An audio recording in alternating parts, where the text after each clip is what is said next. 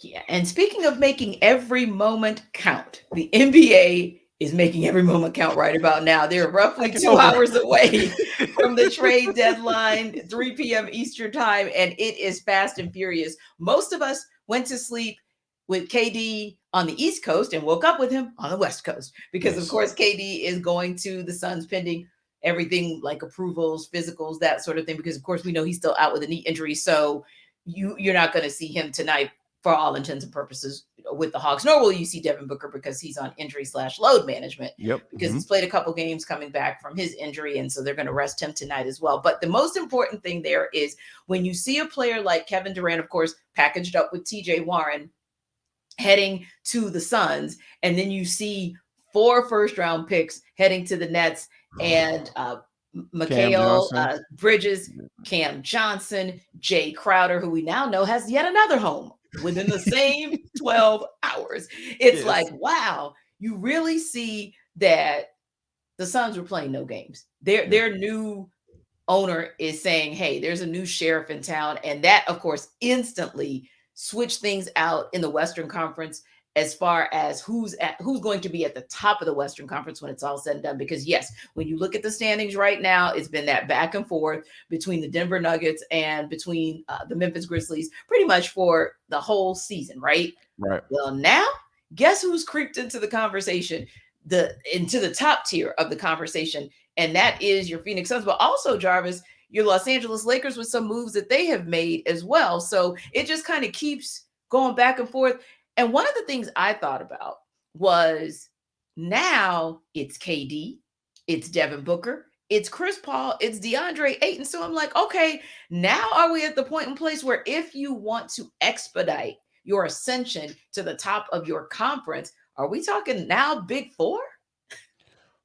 Wow. Um, and I don't think that given where this team is, the Atlanta Hawks, that is, they aren't willing to spend that money right now. Like, Right.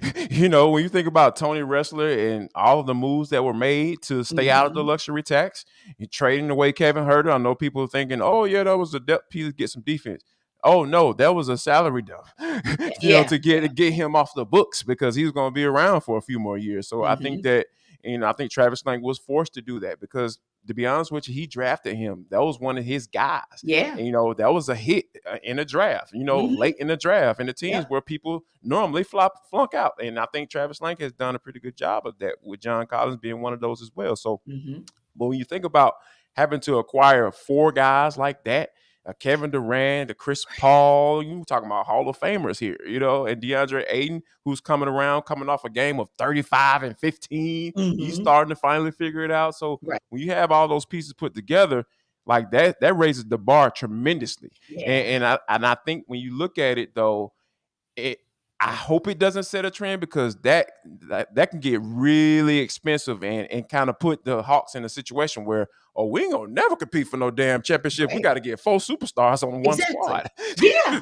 But with what Rudy Gobert got last season from the Timberwolves, that kind of set the tone for what we're seeing this Oh, season as well. absolutely. And you look Yes. at the Hawks and the fact that, okay, among other things that the Nets or the Suns had to give away to get KD, it took them 4 first-round picks that, unprotected every other season And and then players. some.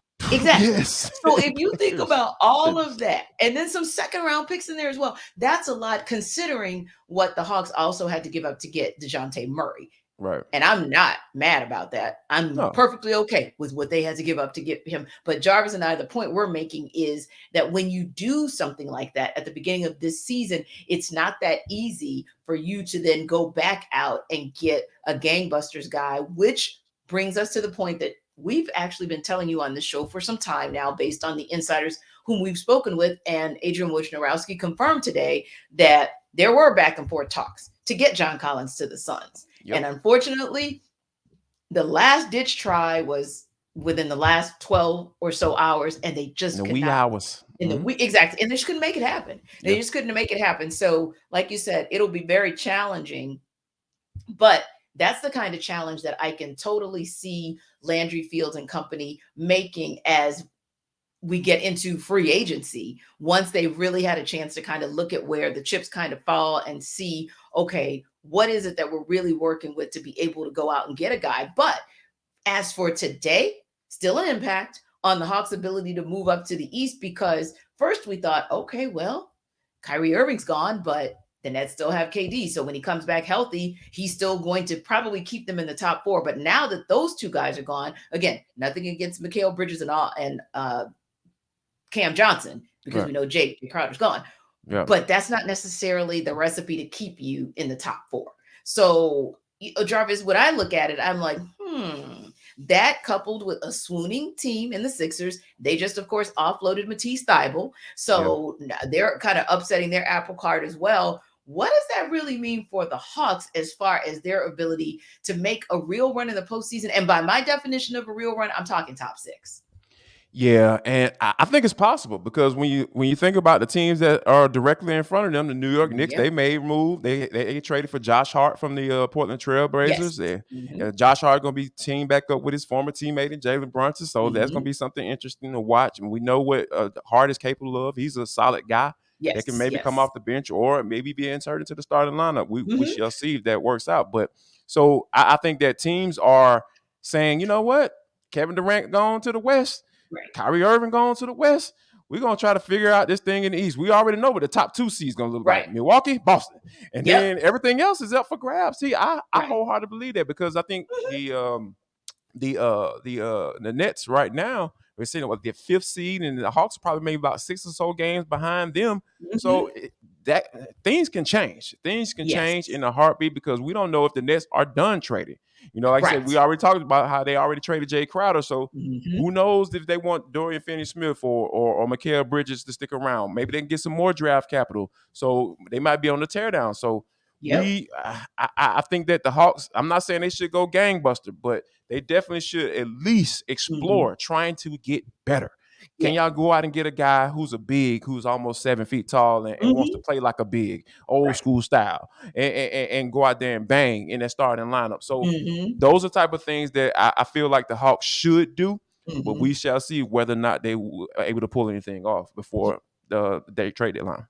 Right. And they are in a peak position similar to last year, although we've tried our best not to compare and contrast too much to last year because nobody wants to go back to the playing round. But Right. real talk, they are sitting right where they were, just about where they were at the trade deadline. And now you're talking about a backloaded schedule yet again. 17 of Amen. the last 27 games are at home. And then, Jarvis, when you look at 7 of the next 8 games, because of course they're going to tip out for a hot second just up the street to go Mm-hmm. take on Charlotte, which is making some, they've made a move or two this morning as well. But Mm-hmm. you've got the Suns, and you've got a Suns team without Devin Booker, a banged up Chris Paul, No Mikal no Bridges. Mikal, exactly. You got No DeAndre Cam Ayton, no Johnson. Cam Johnson, Yep. KD. So that's still, I mean, you smoked them last week and they had pretty much all those guys, and you smoked Right. them in Phoenix. Mm-hmm. So to Yep. me, that should be a win unless the Hawks hawk. But that should be a win. And then Which the is possible. Spurs, you're right. We all know. But then the Spurs, they're also ripe for the picking. So I Mm-hmm. feel like that's a win as well. Charlotte's always a toss up. I mean, sometimes the Hawks play them hard in Charlotte, and they play the Hawks hard here, right? So going to Charlotte, that's a toss up. But let's look at the rest of this, Jarvis. Mm-hmm. To me, Knicks, that's beatable. Now, Yeah. Cavs, that's going to be interesting Yes. because Spider makes all They the coming. difference. They Right. coming. So that could, right, exactly. So I wouldn't be shocked if that's maybe not a game they would take. They should take this Nets game. Yeah. Now, all of a sudden, February 26th looks like a dub to me. Then they've got the Wizards. You should take that as well. And the Blazers, you played them hard in Portland.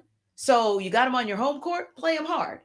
Let's Mm-hmm. see what you get. So, yeah, it'll be interesting to see kind of how this takes root because Yeah. ultimately speaking, you literally have so many moving parts. And guys, remember, Jarvis and I are talking Hawks and talking NBA before the 3 o'clock deadline. So if anything goes down after this show, trust me, we got a great guest for you guys tomorrow. One of our guys, Locked On Hawks, sports aficionado, Hawks aficionado, Brad Yes. Rowland, and we're going to Yes. download about all of it, anything that happens after our show. So yeah, I feel like, Jarvis, we're in a great spot as far as the Hawks go. And listen, all of this, you can hear about all of the reaction to the cray cray that was the NBA is on Locked On Sports today. I mean, the reaction should be a hoot all unto itself, because Yes. Jarvis and I have literally been like, when you put the eyes in your text message, we've been doing that all morning, like, what? So we know over at Locked On Sports Today, they're probably doing the same. And of course, they're still going to be talking Super Bowl because we are 3 days away from the Super Bowl. Exciting stuff. You want to check them out? You know where to go. Wherever you check us out, YouTube or wherever you download your podcast, you should check them out as well, because they also like to have fun too. So just like we love to get you guys caught up on what's going on in and around the culture, in for the culture, they do the same thing with Take of the Day. So don't forget, after ATL Day Ones, next stop, Locked On Sports Today.